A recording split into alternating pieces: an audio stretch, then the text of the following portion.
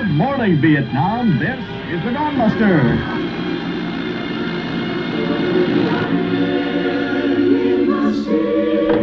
Okay, we're inbound to the target now. We're down in Fork. We'll be approximately...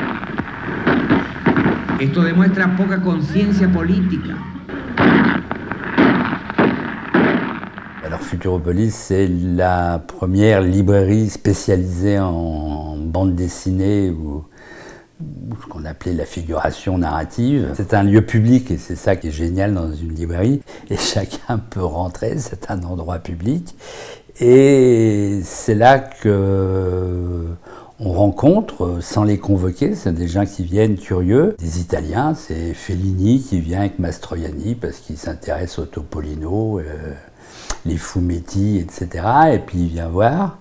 Oh ben monsieur, j'aime bien ce que vous faites, on est impressionnés. Nous on est encore des gamins, on a 25-30 ans. Tous les gens d'image sont intéressés par, ils viennent voir, ils ont entendu parler de cette librairie. Grâce à Eddie Mitchell, qui est collectionneur de bandes dessinées, pareil, qui est intéressé par tous les arts, un peu, les choses un peu populaires. On va rencontrer Romer ou Alain Resnais, qui est Bob Swem, qui est un fanatique de Dick Tracy. On devient amis, ils viennent régulièrement, ils viennent une fois par semaine, ce qui est très fréquent. Et puis ils nous racontent ce qu'ils font, leur dernier film, où il en est. Avec René, on fait beaucoup de travail avec Bilal sur La vie est un roman, sur les décors, les affiches. Flock a fait beaucoup de dessins d'affiches. Moi, je lui torche Méli-Mélo, les grosses lettres et ainsi de suite. Et c'est comme ça qu'un jour, il y a un mec qui vient, qui me propose de faire son générique. Alors, je n'ai jamais fait ce genre de truc. Je dis, oui, je sais mettre en page des magazines. J'avais déjà fait Métal Hurlant à suivre. C'est dans les années 70. Et il me dit, oui, parce que je suis en train de faire tout un travail. Enfin, c'est un travail de montage. Vous ne me connaissez peut-être pas, etc. Je m'appelle Chris Marker.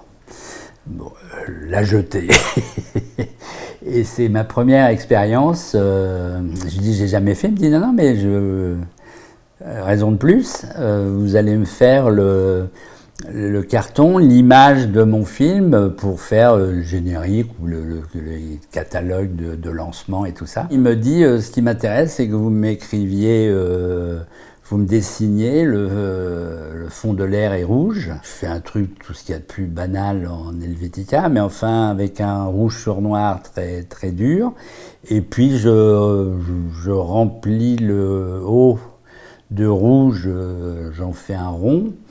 Je lui explique même que le rond de l'Helvetica, il n'est pas tout à fait rond, il est rond comme une orange. Et puis avec ce rond, il va rentrer dedans, il va zoomer pour amener des images et tout ça. Ce qu'il aimait bien, c'est que c'était un carton fixe. Le fond de l'air rouge, oui, c'est un truc très long, très violent, c'est un truc de reportage avec des images, agressives. Quand vous avez un monument comme Marker devant vous qui vous dit vous êtes efflaté, très impressionné, vous commencez à avoir des doutes en vous disant et il me rassure très vite, il me dit je sais que vous n'en avez jamais fait, c'est pour ça que je viens vous voir. On parle même pas d'argent parce qu'il y en a pas. Alors ça, c'est le plus beau des salaires, c'est de pas travailler à l'œil et pas travailler pour rien, mais travailler pour un projet, s'investir dans un projet. À mon niveau, très modestement, c'est le meilleur des retours et la meilleure reconnaissance. It's a wrap.